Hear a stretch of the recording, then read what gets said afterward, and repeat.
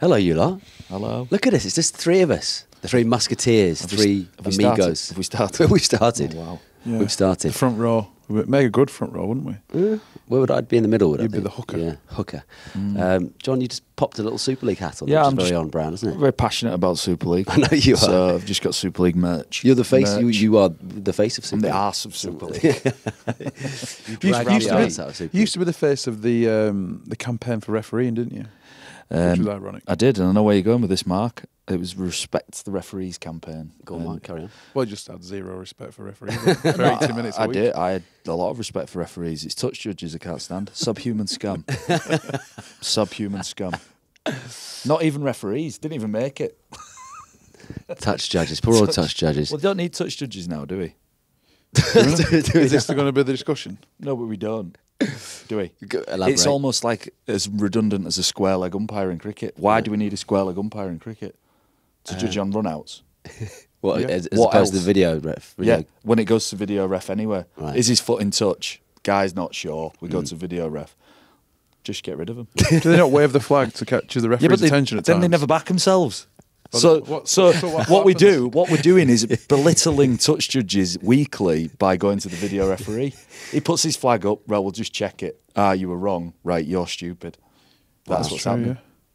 Save some money as well, wouldn't it? Yeah. Didn't realise that was the direction we go. I mean, if you are a touch judge and you're listening, So it's not So- against Well, it's you not just need against to- touch judges personally. It's just their role in the game. The role of touch judge. I've got a lot of respect for officiators Yeah. of all sports. but you want to make the touch judges redundant. I just think they're already redundant, but it's like, you know, when you've got a family member who's sort of dying slowly, that's what's really happening. What to about the like in judges. the fourth tier when there's no video cameras? Yeah, just, yeah. Keep them for be them. Fine. Be Yeah. fine. Is there any? Have you got a favourite touch judge? TV Tony Martin, perhaps. Yeah, that was the point of your story, wasn't it? The reason Yeah. you brought that up is I was on the Respect the Referees thing, and Yeah. obviously me and Paul Wellens spent about 10 years just questioning referees in the wrong way. You know, I got it wrong all the time. But I used to question... Tony Archer, for me, used to come on with his flag Tony on the Martin. TV. Tony Martin. Who's Tony Archer? I think he's an Australian referee. Tony Martin used Yeah. to come on the field, but he seemed to come on in TV games. So I was on to him, but I wasn't. I was just being a smart ass, as per. And he had a load of red wine at the Man of Steel dinner and he took me and pointed to the poster that said "Respect the Referees" and went, covered in red wine. You know, your teeth have gone blue. Yeah. You've Did had he that walk? much Did red he wine. grab your hand and walk you to the poster? Look at this. This is an outrage. This, you don't respect us. And that was it. At which Did point, you reply? no, I was just like, cool, man. Yeah, it's just a job, innit? Relax, chill, yeah. It's just a job. Anyway, what I want to talk about today, which is reasonably topical, bearing in mind what 10 days ago happened with England and Italy. A few little things, and you mentioned the word I sub. can't look at your face now you've not got a beard. Do you ever do that with somebody who's got a beard and they've lost it? Do you know you can't? You start looking at different parts of the face. What are you looking? Which part are you I looking don't know, like your lip is bigger than what I remember. You look more of a weasel than I thought, I actually, with the haven't beard on. seen your lip for a long time. It's weird, isn't it? Isn't it? at? Anyway, let's get back. Let's get back to Sorry. topic. Yeah. So subhuman scum. We'll talk about the subhuman scum when it comes to social media Yeah. and some England players, which I know we've talked about a lot, social media, but there is another conversation there to be had, which we'll do shortly. But England finishing essentially second at a major tournament, it seems to have been something that's been celebrated, and they talk about progress. And like, this isn't a football podcast, but in general, do you think that success should be celebrated of coming second place, the first loser? I think there's a bigger thing at hand here is that I think the country needed something to sort of galvanise spirits again for us all to join behind something. I felt like everyone sort of needed that, and I think the England football team have done that, and really, I think, have galvanised everybody's support behind one thing. And I just can't remember the last time where I felt like that in society in general, or whatever. You talk about like Brexit or, you know, politics or whatever, and it's very divisive. There's not many things we can have a unified opinion on and that we all see the same way. With the England football team, I felt like it's the first time in years where everybody has gathered behind something and felt like we're all going in the same direction. Because of what we've been through as a planet, really, and what the country's been through, obviously. Yeah, and look, getting to the final, it all felt great. It's very disappointing that we lost, But what are we saying? Should we celebrate coming second? I think it's very British to celebrate coming second, isn't it? It's like plucky second places is like this thing that we've positioned ourselves as. We kind of suit it. The self-loathing. When the penalties were happening, we all thought it's not going to happen. I think people were enjoying the fact that it was going badly for us because it was a self-predicting prophecy. Is that right? You've said it. Own it. I think I've read that phrase. Self-fulfilling prophecy. So I felt that one. Are you a bit hungover, Mark? No. I found that I think historically we've been a nation of like second best, like John says, and we kind of enjoy it, and we kind of predict it's going to happen and enjoy that failure quite a bit, and then enjoy getting on the back of whoever's part of the team and Southgate and all the players. But I think this year it's been very different. And like John said, it's come from that divisive nature that's been filling the air for the last few years. And I was actually watching it thinking it's great for rugby league in this country at the end of the year that we've had such a successful tournament in terms of the spirit of the nation and the messages that have been put forward by the team and the ethos behind that. But going into a Rugby League World Cup, I think it might kind of trigger some support for that as well. Mm. They've got to build on that, haven't they? We talked about the World Cup. I mean, it's a great opportunity, and look, obviously, it's not going to have anywhere near the level of profile that the England football team have had, and that tournament has had, and the timing of the tournament. Bearing in mind that even when the Euros started, you had maybe 6,000, 7,000, 8,000 people in some stadiums up until a pretty much packed out Wembley Stadium with 90,000 people. It looked normal, didn't it? You just kind of forgot for that period. You're looking at the stadium and you're thinking, we've been in through this pandemic and whatnot. It just felt normal. I think that's what I enjoyed about the football. On the topic of us being like plucky second places, I actually feel like that, in terms of performance, is a really nice stepping stone to go on and win a trophy, like a World Cup or something. I think in the future of this England football team, the evidence is now that will be the reason that they win in something in the future. The failure that they've just gone through now. It's not like, they competed, they were probably the best team in the competition, but lost in the final. And a lot of young guys would have taken a huge amount from that tournament. And that's like performance. Every team, you've got to take something out of the adversity that they're going through now. And the young guys who took the penalties will learn so much from that. And have to deal with that because that's sport and you've got to deal with it. And we're better for it as well, I reckon. Yeah. In terms of character, the young lad Saka that missed the final penalty, I was really impressed that he stepped up and took it as well. Because I think a lot of other players put their hand up, but he was adamant he wanted to take it. That's what I read. He was adamant he wanted to take it.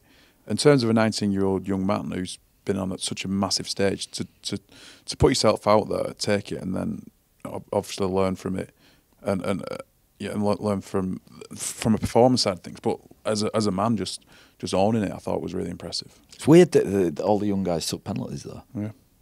Do you know? In a rugby sense, like you've got a game-winning conversion, you wouldn't bring a young guy off the bench to kick the goal, would you? I know it's a wholly different skill and it's much simpler I suppose skill. that's competence and pressure, and Gareth Southgate I think picked the penalty takers, didn't he? Yeah. So he probably had full confidence and thought they're the most competent. He'll back the character, which is quite impressive, I think. Yeah. And then you've got, I guess, the sort of the full circle and the irony and the imagery of someone like Southgate at the end consoling Bukayo Saka when he was the one being consoled 25 years ago at Wembley at the same stadium, as the old stadium. So that's quite a powerful image. But then that leads us on to the stuff which I just find I don't even know how to kind of put it into words really, but subhuman scum is a good. It's great, one. Isn't it? It's a great. Yeah, one. let's use that again because I feel embarrassed to share the same air on this planet with people who are responsible for what they've done over the last. You're talking about the few days, the trolling, and racist. I mean, within minutes of Bukayo Saka, and I don't know what this says about. It's widespread to put it on, a cultural UK societal problem, but I think it is. And and I know they get this, and a lot of the abuse actually came from other countries and from Italy as well. But within minutes, there was an orangutan emoji on Bukayo Saka's Instagram, and it got me thinking of just who are these people? Because it's almost but who are they? Like I want to picture them. I want to know more about them. I want to try and even understand what what motivates them and what they get out of this, what kicks they get out of it. You know, we're talking essentially. Are we talking about people with just zero self-worth? Yeah, I think that unfortunately the planet has its fair share of knobs, doesn't it? Yeah, and you know, you don't really hear from them or get any interaction from them. If you want to see knobby behaviour, just go on Instagram when the football's going on. And, you know, there was one clip that I watched and I thought this is kind of where the country's at some stages. There's a guy put a firecracker up his arse and lit it. yeah. And that was an entire story. And I'm like... That's someone's dad. Like, where's Daddy tonight? No, Mummy? people are putting that out on the internet. Yeah. So, look, like, it's abhorrent. It's abhorrent, the racism. Yeah. But it's not surprising. No. Because there's enough idiots out there who have... But talking about the different types of idiots idiots, have always been there. Yeah. But they've just never had a platform to have their idiotic, stupid, ignorant views heard. And now they are because of social media. But as bizarre and idiotic as it is, a sort of 45, 50-year-old man sticking a red flare up his arsehole and lighting it in the middle of Leicester Square. Was it Leicester Square? Yeah. Great. I don't, Great for any tourists coming to the UK. I don't think you can... You know, Welcome to the UK. There's just Angela Merkel. Like that. The flare. and we constantly think we've evolved from the 1980s as well, and you see Yeah, pictures well- like that. But look, we shouldn't draw... They're idiotic in their own way, but there's a very different type kind of idiot. type of person to then Yeah, the but people what- we're talking about who would write but- racist abuse on but- a 19-year-old social media. Yeah, but what my point is that you wouldn't stick a flare up your arse in Leicester Square, would you? I don't know. I can't rule that out. It's nothing. But what Did he people stick it look up his up own a red arse or one? Was it stuck up his arse? I think it was a red one. It It's was definitely red. Good Yeah. yeah, colour. nice. Like, Yeah. catches the eye, doesn't it? I Wonder how think he feels today. embarrassed. Rings things so- out today, yeah. Yeah. So- What did you do last night? Never mind. I think there's like that. I know it's a really like tenuous crossover. What I'm trying to say is that people behave in the strangest of ways. There's nothing weirder than people. It's people never cease to surprise me, and I think the reaction when you saw those penalties get missed is, you know, we talk about like there's not an issue. Well, of course there is, because I was not surprised to hear that was the reaction. Yeah. That's crazy, isn't it? Yeah, for it to be normalised, that is crazy. But what is that? If that we now just expect it and almost accept it. And I know we don't, and I know it's been absolutely condemned by everyone, and it's abhorrent and all these. What do those words even mean? You know, that's the first thing that comes out from statements. Oh, this abhorrent behaviour. The Prime Minister saying, you know, this is just Yeah, but he's full unacceptable. of shit, though. Yeah, Him fucking and Boris the Lords of Johnson. the Cabinet have said that they didn't support players taking a knee. He said so many racist things in the past. It starts at the top and trickles down. So if people see the Prime Minister, the leader of our country, saying all kinds of shit and not condemning racism in the past, what do they expect? It's just going to trickle down. If they see him doing it, it kind of validates it for other people to do it. It's fucking bullshit. Well, Well, they have to say something, don't But they? the right, the hypocrites. the right look at, you know, our politics at the minute. You know, it is right of centre, and it's about separatism. It's about divisions between people. It's about leaving the EU. It's about, you know, making Britain great again. What the fuck that means? Do you know what I mean? That's where our politics is at, and then it ripples through society, doesn't it? Like, I just think the right, this separatist, sort of mildly sort of fascist side of society, has got a vehicle and a mouthpiece, and has felt mobilised now more than it ever has.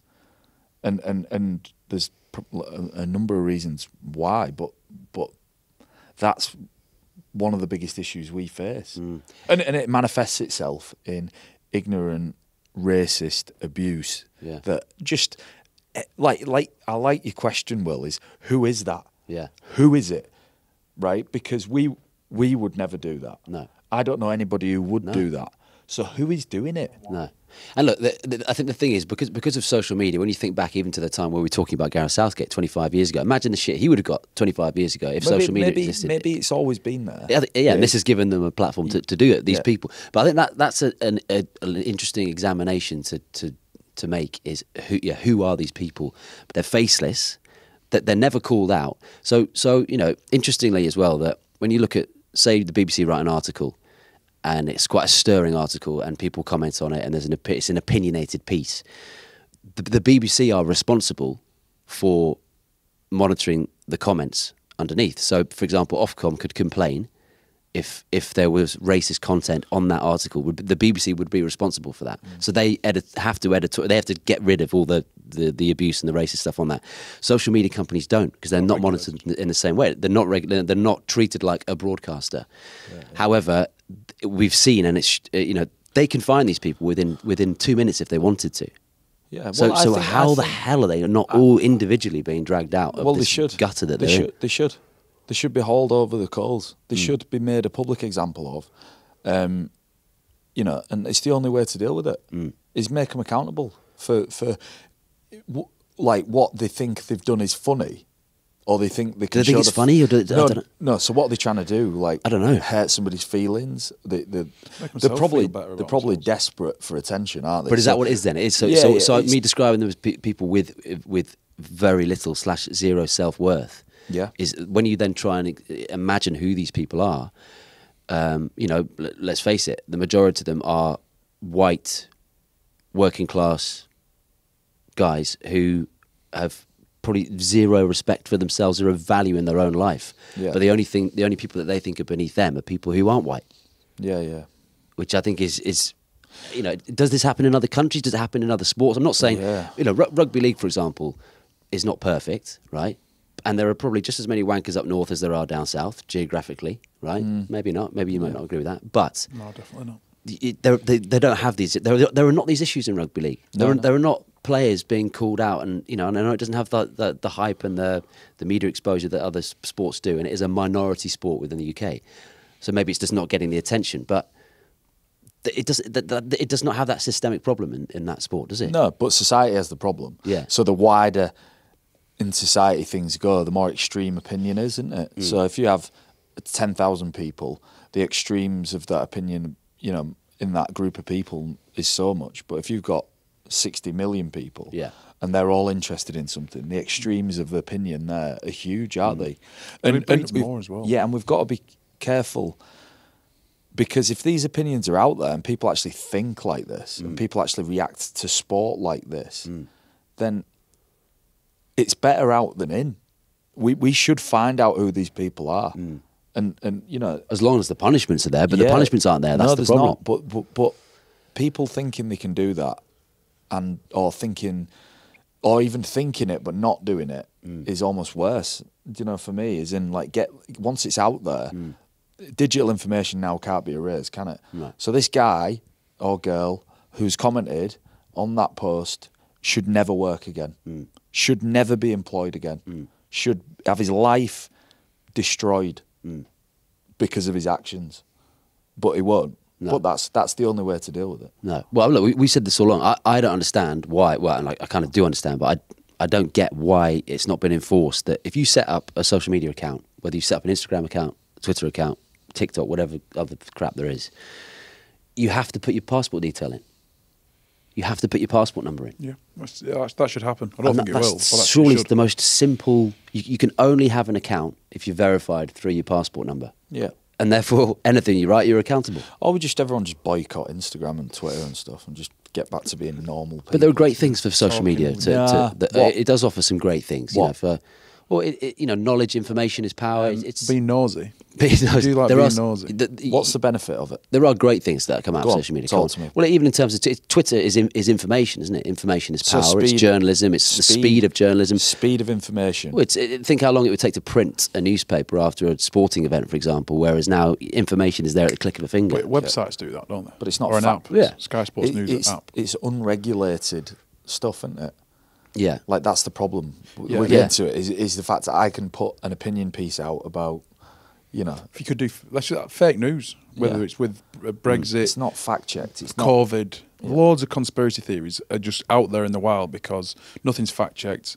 Anyone can say anything and people believe it. And that's what, starts issues like this. It's got to be regulated, hasn't it? I find sport's an interesting one, isn't it? Because what you find is it brings out the emotional worst in people, doesn't it? So the football result the other night brings out emotional extremes, doesn't it? Tribal, because it's tribal. And that's when it's a real issue, isn't it? When you get such an interest in something, people become so passionate and obsessed by something that they can't help but react in a way that they think they should. And it's only in people's reactions in extreme moments that you probably scratch the surface of the character, don't you? So you find out that so-and-so, you know, is racist or is using, not necessarily racist, but is using somebody's race against them as a weapon, weaponising someone's skin colour, you know. But isn't that, fascinating is probably the wrong word, but I'm absolutely intrigued as to how someone's default position can be racist, because that's what it comes down to, isn't it? The default position is racism. It's nurture. It's their environment that they're in. It's people's parents or schools or friendship groups. That's what breeds it. It's not normal to dislike someone or have that much hatred towards someone just because they have a different colour skin. God, it must take so much energy to be that angry about it. Mm. But as we've all said, we don't know anyone that would do that. We would never ever behave like that. So, like, what are these people? And that I think is what we need to be asking. The only way we're going to find out is to round them all up and get them in a sports hall somewhere and just be like, look, guys, what's going on? They need educating as well. No, what's going on here? What's your problem? Yeah. And there needs to be consequences. I think I've used this example before on the podcast in its original format. Was a guy was essentially threatening to kill me, like daily, a Wigan fan, you know, and he was like threatening me. John Wilkin Hammers. Yeah, he was just honestly just every day threatening to kill you. Die, yeah, I'm going to run you over for you. Die, you CUNT. Yeah, you know, you're effing this, effing that. You know, I'm going to find out where your family live. I'm going to torch the house. And all this. Is that bad? Yeah. I thought you just said you were shit at rugby. No. It was proper every day, just coming at me. Right. Anyway, but his face was there. All he had was a picture of Arnold Clark Renault on his T-shirt. Oh, I've heard this story. So I rang Arnold Clark in Wigan and told him, and then I emailed him a copy of all the messages he'd sent me, and then we're going to let him go unless I accepted his apology. Yeah. But that's consequences, isn't it? So there needs to be consequences. Otherwise, people get away with it. And the problem with social media and the reaction, which I'm saying, I agree, instantaneous reaction, social media has provided an outlet for people. But the unintended consequence of that is the disgusting parts of human nature that come through, isn't it? And it needs to be regulated. Otherwise, we're just going to be having these conversations. And also the conversation about this following what was an amazing European Championships for England is now dominating the news narrative is racism. And for people who are lonely, who have got time on their hands, who want attention, they know this is a way of getting it. What an awful society to live in. The fact that we've all just admitted that we all kind of expected that to happen. It was absolutely no surprise to see that, was it, at all? And even within minutes of it happening. And then, you know, it's absolutely no surprise the following days to then see people kind of condemning it, and the Prime Minister and people coming out, and the Duke and Duchess of Cambridge. Yeah, like Flash said, how can Boris Johnson say anything? Like, how can he comment on anything? Ever. He's the most privileged. You know, he's the wrong guy. I mean, look, we'll also, us three will never understand what it's like to be racially abused, obviously. But we're empathetic towards the views of those people and understand that they've had a different life to us, and their views are as relevant as anybody's views, and their experiences are as relevant as ours. But so this is the thing about it, though. What we're doing is we're talking about the skin colour of 3 footballers who've just been through the most life-changing, incredible tournament with the country and very nearly won it for us all. And we're talking about the colour of the skin. And who've probably been celebrated by these people who a couple of weeks later are abusing them. But this is what it's controlled the narrative of the you know, the content after and the fallout. You know, sometime after it now, and we're talking about it. But it's being controlled by this minority of people. Yeah. Do you know what I mean? Yeah. Does the fact that we're talking about it now and it's all over the news today, does that kind of promote it in a way? Yeah. Because someone else will go, I'll do that next time. Because look at all the attention it started and all the furore. Yeah. Fury. Another word. Furore. Fury. You speak Italian as well. Tyson Fury. Fiore. He's created. Tyson It was a big night last night. Fiore. Furore. For Fiore. Mike word. Fiore. Tyson Furore. Fiorentina. Fiore. Say it. You're not saying it right. Say it again. Fiore. Go on.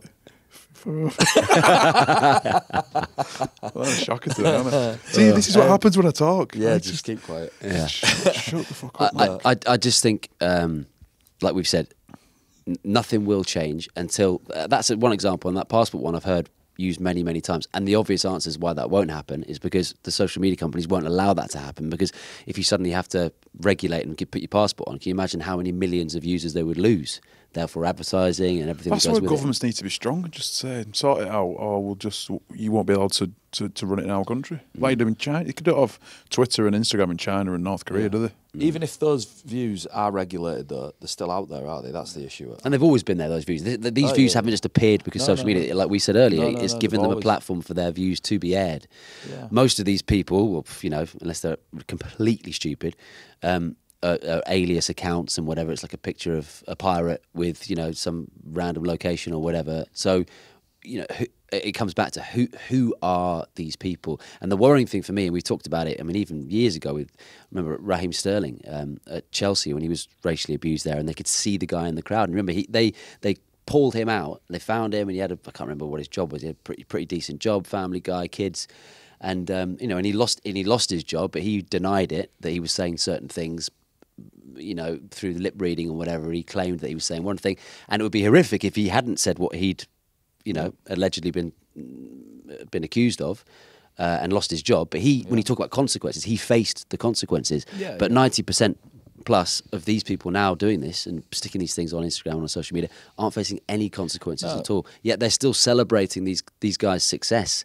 When they're scoring goals and they're doing all the great things on the pitch, they're behind them, and then they can turn like that. I mean, what does that say about society? But the problem with society is then that you spend a lot of your time worrying about the noisy minority of people, whereas, look, the likelihood of anybody who thinks that it's apt to put anything like that on the end of a post making any impact on this planet and doing anything of any merit is zero. They are not going to achieve anything in life.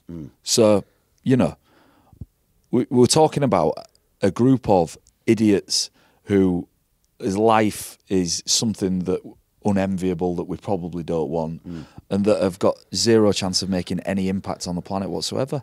But do you think also, you talk about, again, trying to put a face to these people, trying to put a character to these type of people. Obviously, trolling has become more of a thing since social media's been around, because the trolls can kind of always win. There's always there's that culture on social media of having the last word, isn't there? So we've all done it. We've all got involved with someone on social media who said something, and then you bite back. You shouldn't, but you're saying something, and you think like, I'm going to end it. I'll end this with this comment, or whatever. And then they keep going, and you go again, and then someone wants to have the last word. So trolling's always it's certainly been there over the last 20 odd years, isn't it? Since social media's been around, 15 years, since being able to comment on someone's Facebook, or comment on a picture, or comment on someone who's doing something, someone's been successful and they're being lauded or whatever, and someone wants to bring them down. That has been there for years. Again, we've given them a platform to do that now. But there's trolling, and then there's this behaviour, and they are completely separate things. Yeah.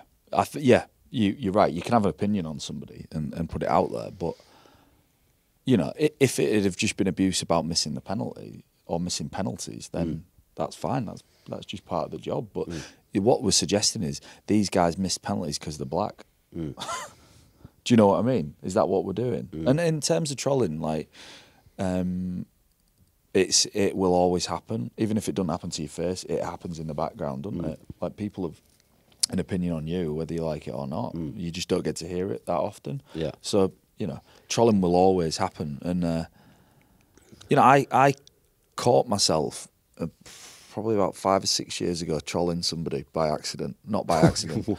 There was a guy in Manchester called Scott Alexander, and he was he put loads of videos out saying he's Manchester's biggest spender. He used to live in my building. Yeah, and he was like... we double teamed him, didn't we? Yeah. Anyway, he's just setting a horrendous example for young people. He was taking growth hormone and, embezzling funds in some illegitimate protein powder company, allegedly. And I just... don't know why. Me and Flash we started having nibbles. Winding him up. And I don't know why I did it. And I look back and I was like, actually, that's trolling, isn't it? Yeah. because I was goading him into reacting, and when he reacted, you know, I got a response. But then I remember chatting with my dad, and my dad was like, "What are you doing?" Like, Is that Flash told me to do it? no, but what are you doing? Like, my dad doesn't say a lot. When he does, it usually means quite a lot as well. He's like, what's your aim from doing that? Because I was telling him about it, sort of thinking it was funny. Yeah. And then I realised, actually, it's not funny, is it? It's not funny. It's just nothing positive comes of it, is there? I thought it was quite funny. Yeah. He offered me to a boxing match. Did he? Yeah. Yeah. That was well after Derek Beaumont offered you out, wasn't it? I don't think Derek Bowman offered me that. I don't know. I could make that happen, though. Well, I'd love to make it happen. Look, Derek, if you're listening, let's Judo do it. chop me from distance. Judo. Is it judo? So obviously, we you know, very topical. Correct. Still talking about taking the knee, and all different sports taking the knee, and what can be done essentially to keep the message going. And it's even more important now, given what's happened with the England football team. You know, is this something that's just suddenly going to drop away next season? Suddenly, you know, we're not taking the knee and whatever. Again, with people listening now to three white guys talk about taking the knee, which probably has zero relevance to anyone of colour listening, right? Yeah. But for me, and I know it may have been diluted, that message, some people see that message as having been diluted just because it's now just becomes part of the routine. What does it mean? Whatever. But without that there, I think to take it away has more of an impact. I think there should be more things that become part of the routine of sport. Yeah, more different to make that things, message. because I agree there needs to be some action taken, but I think the knee probably loses its impact the longer it goes on, because at the end of the day, it's just a knee. Then there needs to be more. But you don't think that's a powerful message? Still taking. I do. I think something should. I think this should be done, but I just don't know whether it just becomes just a routine, just happens before a game, and then within a few months, people don't know why it started. But even if it's a routine, it's a powerful routine. It's isn't just mental, right? Because, if you take a knee and you're in a team, you are saying to your teammates, "I'm supporting you." Yeah. So somebody really passionate about, you know, a movement or anything, and you all get behind him as a team because you support your teammates. This is where society's lost the plot with what it means. Me taking a knee next to Raheem Sterling, it's just saying to my teammate next to me, "I've got you. Yeah. We're in this together." That's a great thing. That's a great thing, but society's lost it. They've lost the plot with it because now it's becoming a political thing. People can't have an opinion on me supporting my teammate. Like, it's nonsense. We're all, basically, what sport's saying is, we're taking a knee, we're all in this together, we're a team, we're going to work together, and that's what society needs to take from sport. Yeah. Not divide us by, you know, this political bullshit. But then who are the people that are making that divisive? Because you hear so many pathetic arguments. Well, Politicians. Politicians. Boris Johnson encouraged freedom of speech. He said it's good to boo teams taking the knee. Yeah. Or it's okay to. It's freedom of speech. Yeah, it is. Freedom, just don't be a why are you dick. booing 11 guys who are just committing to something between each other? You're booing a very simple, powerful message, which is so confusing. That's something I'll never quite be able to get my head around. But this is the thing. The warning for me, though, is that they are going to take these things away, and it'll be like, oh, look, that was just on the back of George Floyd, and it was that season, and then sort of next season, what do we have as a message? Just because it's maybe lost its power because it's become so routine, doesn't mean that it should disappear. No, but they need to do more on the back of it as well. If they carry on doing it, they need to do like 5-minute educational kind of previews before a match on why but the it's being people that done. need educating, and again, we're going back to the people who write these messages, the people that need educating are, to me, some of the people, and there may be people listening to this podcast who have this view, and you know, they look at these political side of these movements and these organisations, Black Lives Matter, for example, and people who would say, well, look, all lives matter. Well, they've completely missed the point. Because I've heard numerous people use those words, all lives matter, not just Black Lives Matter. Why are we taking the knee? Why are we saying we should be celebrating all lives? But if all if lives your don't team matter until Black lives matter as much as white lives. Right. Exactly. Okay. Yeah, that's right. Yeah, and it's the best thing you ever said, though. If my teammate said, right, guys, you know, Jermaine McGilvery at Huddersfield, you know, says, right, lads, we're taking the knee. Yeah. I've got his back. I'll do anything. We bleed for each other when you play rugby together. You know, to support a cause that's really close to his heart. You know, we stand and clap for Rob Burrow and Mossy Masoi. You know, like if we want to support our teammates, we do, and it doesn't need judgment from people. No. If Why do one of my why do they care? teammates decides to take a knee because he's passionate about this, I'm taking a knee with you because that's the essence of being in a team. And never has this country been more disjointed and less like a team. So what society needs to do is stop injecting their politics into sport and just view it as what it is a group of men or women committing to support each other. And that's... You'd be a good politician, I reckon. Yeah, I would. No, you wouldn't. Yeah.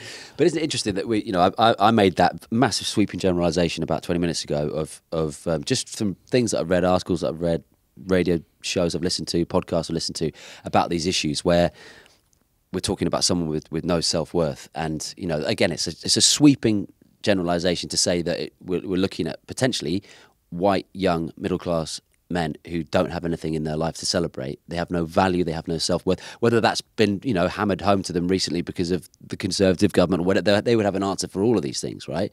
And they still need to be, I know your example is round them all up, stick them in the sheep pen and we'll punish them, whatever. They still need to somehow be given a chance to be educated and to be... To have some sort of purpose, to realise that you can't behave like that. How do you educate that? Come on. I think they're lost causes. You need to start at school level and teach it on a curriculum of like... But they're not going to go anywhere, these people. So they're still going to exist in our society. It's going to continue forever unless they change the cycle. It's got to be on a curriculum. When you learn about history or geography, it's don't be a dick subject. And that's inclusiveness, empathy towards other people. It's about... gay rights, it's about different ethnic minorities, it's about just life skills, just to be a normal, decent person. It's not hard. But that's do you more think if they were important stuck in a cell for 6 months, they'd change their tune? I think they just... No. Yeah, It might do, but... empathy's the long key term, word. that's not going to change anything. But my point with that was what I was saying about a structure of, white working class people, and there's a lot of white working class supporters in rugby league, arguably the majority. But going back to the point of rugby league, I think a sport like rugby league should be celebrated even more so in times like this, of how it operates and how fans and supporters of, let's face it, a very diverse sport conducts itself, and how little issues they have compared to football. Yeah, I think, like you said, it's a societal issue, so there are issues, aren't there? But in general, you look at some of the landmark things in rugby league. First black professional coach. Yep. We've had Clive Sullivan was a litany of successful black athletes who we've celebrated, and we've, by our very nature, I think, been very inclusive throughout the history of our sport. I think there's just a big challenge at hand, isn't there, to change the perception in wider society. I think rugby league does a great job in terms of all of that. But I'd like to think also, if you went to, and I remember going to football matches as a kid and hearing racist stuff being shouted. I mean, that's just, I'm 37. If you're 57 and you remember going to games in the early 80s, some of the things you must have seen, and I've spoken to John Barnes about this, like some of the things that those sorts of players, those pioneer black players experienced are just mind-blowing, really. But you'd like to think that these days, you go to any kind of sporting event, if you were to hear anything like that, you'd be the first person, we'd be the first people to say, what the fuck did you just say? And grab that person and get them through the line of punishment. And I think that would happen at rugby league. I'm not saying that it would even happen in the first place, but if someone was even stood on the terraces at Cass and heard something like that, those fans would be made accountable by other fans. Definitely, yeah. And I think this is where it's interesting. I think when you look at the demographics of the supporter base for rugby league, it is 50-50. It's quite feminine, probably actually more feminine. It's family sport, family orientated. You go to a football match, and you feel like you 20 to 35-year-old men. So we've got to be really careful because we don't know who's sending these messages. Yeah. What would be really useful is to profile everybody who's decided to send something like that, and then start to build a picture of what and who that looks like. Because we made some sweeping sort of assumptions that they're white working class men. The reality is we have no idea. But I think a really useful exercise would be to profile people who show ignorance in all forms, and understand then what fuels that. You know, what fuels that sort of hatred. You know, what is it? And then once we understand who's making those comments, then we can start to work from there. Until then, what are we doing? We're just sort of, you know, rapid machine gun firing out tactics to stop it, which is not really going to work. So it needs to get to the bottom of who it. That's why the question you asked right at the top, Will, is the question. Yeah. Who is it? Exactly who is it? Wouldn't it be fascinating to actually, for any of these people, well, not even to be caught, just to actually come out and say, this is why we're doing it. But this is who I am. This is why I'm saying this. They retreat like a flaccid penis turned into a foreskin. You know, that's what they do. They never stand. They never stand by what they've said. And you know, it's become a cliche now in this conversation, isn't it? But they would never ever say that, even to little 5'5" Bukayo Saka's face in the street, would they? No, they would never in a million years say that. No, the internet's anonymous largely, isn't it? And I think are we the first? We're just getting to grips with it, aren't we? Do you know what I mean? It's true though. What does 25 years on from this look like if this is where we are now? Yeah. Because for me, I find it quite depressing. And again, I'm not comparing the people who are throwing pints up in the air and sticking flares up their arseholes in Leicester Square to the racist, because there is obviously a big difference between those types of people. But it feels that we are going backwards. You know, the more the years go on, you think we should be evolving and developing and learning and educating and moving forward. And you know, I just think there's more awareness of it. So reporting of it is higher because everyone's more aware. I think there's more people, like you said, would pull somebody up for an inappropriate comment. I think by definition, then our awareness of inappropriate comments is higher. You know, 10 years ago, would that gesture of, you know, commenting on a black player's feed, would it have made the news? I don't know. No. I'm not sure it would. So I think we're more aware of it, therefore we're finding it more. We're finding it in different places, in surprising places where we didn't know that ignorance existed. And then it's a constant process of doing that. It's a weird one because I can, again, we have to emphasise the point that none of us can actually relate to that. Obviously, for obvious reasons.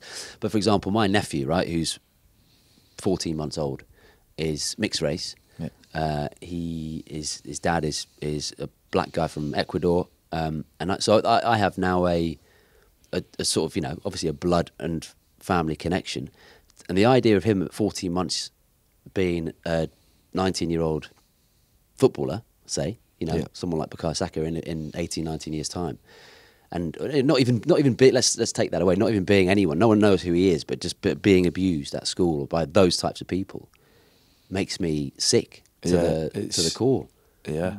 And that to me seems where we're going. Like that's an interesting experiment, isn't it? To take away the fact that these guys are celebrities, to strip it down to just being of colour at school amongst other 10, 12, 13, 14, 15-year-olds who are going to be behaving like that. Maybe not to their faces, just on social media.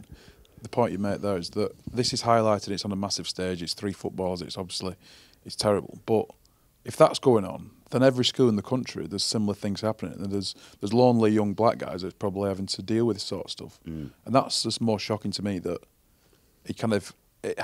this story highlights that it is still common in society, and it's and it's getting highlighted because of who they are. But exactly, so can you imagine the amount of these stories which have never even been dealt with or addressed because it's not high profile and they're not celebrities who are being abused. They're just your man on the street. Yeah, and all the guys who are being abused can do is react and continue to set what is an unbelievable example for young people and young people in their image is be incredibly competent at what they do. You know, be unbelievable role models. Marcus Rashford, some of the stuff that he's done, you know, for you know, feeding underprivileged children is just incredible. To use his profile for that. You know, I wonder for someone like him if it is just water off a duck's back now because it becomes so routine. It's almost obviously we all know it's absolutely unacceptable. But when they see it, they probably doesn't have the same impact that it did when the first time they were racially abused 5 years ago or something, because it's so routine now. It's almost as routine as them taking the knee. They know that every day Marcus Rashford said it himself, didn't he, before he missed that penalty, that wasn't there one day he checked his messages and he had something like 75 racial slurs and orangutan emojis and all these sorts of things. That was just a standard wake up on a Thursday morning. Oh, there you go. There's my racist section, I'll just report those, and Yeah. and it almost it doesn't dishearten him as much because it's become so routine and just like it's become so normalised for them. Yeah, that's. I mean, yeah, well, yeah. It's a sad one, isn't it? Really, It's sad. I find it quite depressing. he's just an amazing role model. These guys are amazing role models, and they're just the weakest fucking humans, you know, in society. Take pot shots at them based on the colour of the Because skin. the pigmentation of the skin's darker than It's weird. somebody else's. I mean, like, again, not comparing the louts, whatever you want to call them, the thugs and stuff that happened in Leicester Square. And I was watching some videos. Remember Dominic Matteo, who's played for Leeds, Liverpool. He was at the England-Italy game, and he's got Italian family, whatever. He's probably supporting Italy there. And he said the scenes that he was greeted with, and he put a video and he retweeted a video on his Twitter of these people basically without a ticket trying to get in to the stadium, and they basically just barged down this door, and there was a video which was about a minute long with just people who would just look like, you know, old enough to be your dad, stood there in shorts and an English shirt, whatever, just going up and just whacking anyone, just punching anyone, so these people were barging in through the door. The security had been completely overwhelmed. Obviously, they're not armed, or they don't have any batons or anything. They're just there, and you know, some of them are about 10 stone, piss wet through what they're going to do. Essentially, they're just getting paid minimum wage to stand by a door and, you know, do their job. Yeah. But they're not trained to in combat, or they're not trained No. to be able to do anything in this situation. And I was watching it thinking this could quite easily be a scene from 1983. When hooliganism was at its absolute worst. This is Wembley Stadium. We're not hosting a tournament, but we essentially were, weren't we? England hosting the final of a major tournament, and we've got those sorts of scenes with these sorts of people who obviously alcohol fueled, but all just punching other random people, kicking people on the floor when they weren't looking the other way in the head. I was like, what is this? Yeah, we've got to be really careful about us preaching about how other countries are behaving, because we've got, you know, that yobbish culture, haven't we? There's a streak We've of always yobbish. had that, though, yeah, but it's there, isn't it? Yeah. You know, we're a grotty country, aren't we? Yeah, at we times. are. We really are. Yeah. I mean, we really are. In our lifetimes, we've lived through the 80s, and you know, even in the early 90s, it was pretty bad as well. But we now like to preach that they were the dark old days. Yeah, When they're very much still here, aren't they? It's sad that, you know, the England football performance in the Championship, which was one full of hope and inspiration and competency and excellent performance and all the things, you know, we enjoy about sport, that then the narrative has flicked to focusing on this. But also it's a great way to highlight that there is an issue. And I think people, because we don't see it, like you said about Rashford, you know, seeing his messages, you know, because we don't see it and we're not around it. You know, it's sort of not part of our psyche, is it? Do you know what I mean? And I think that's where the Black Lives Matter thing has fallen foul of maybe just everyday people who aren't racist, you know, but just like, well, it's not, you know, I'm not racist. Yeah. You know, my son's not racist. You know, what are we doing this, you know, because they don't see it, whereas this is... Well, because we bang on about it being a minority, I'd be fascinated to know how much of a growing minority it is, and like whether this has a snowball effect, and you know, like copycat stuff where other kids see this happening and they want their 5 seconds of weird inverted commas fame for being able to do something like this. Yeah, I just don't know who's... Or the kick of getting away with it and not getting caught. I don't know. Anyway, right. we've ranted on long enough, haven't we? But the bottom line for me is get social media companies. It's not going to happen, but get social media companies. You do it. Speak to your friends. Get social media companies to put to you've got to be able to put your passport details in. That is a very simple way immediately to stop that sort of behaviour, because anyone knows straight away. Oh, what passport number 519372599? Thank you very much. Yeah. Is that your passport? That is my passport number. Is it? Yeah. Wow. Should I give those details away? Yeah. It's quite quick, wasn't it? I don't think anyone heard it. Do you want to have the last word? Yes. Go on then. Thanks. You've been great. It's an interesting topic. It's going to go on and on. It's going to rumble on. Well, it and never on. stops, Will, does it? That's the point. No. It's like, you know, we were talking about, you know, highlighting it and talking about it. Yeah, fine. But like I said, we've got to understand where it comes from, profile who's making these kinds of calls, and then work out a practical way of, beyond just taking a knee, practical ways of educating and upskilling these people to understand, life. And do you know what? I think people should be like law-abiding citizen. Take things into your own hands. Literally. What, like law-abiding vigilante? citizen? Where he tapes the guy to a table and does operates on him. That one. Yeah, I'd do that to the people abusing Marcus Rashford and Jadon Sancho. I think going back to the being in the stands and hearing anything or any of that kind of behaviour, you'd like to think now that people would more than ever call these people out. I'm not saying violence. I'm just saying justice. Verbally take it into your own justice. Take it into your own hands morally. Yeah. Do it. There you go. Another podcast done and dusted. Another rant from John Wilkin mainly. You spoke for probably 90% of that, I don't John. know if I did. Felt good. Give us a little follow out of your RL. Let's get this conversation going on Twitter. That'd be ironic, wouldn't it? Ironically. Head to social media. Very good. Go and download the podcast wherever you get it from, and we'll have another one for you next week.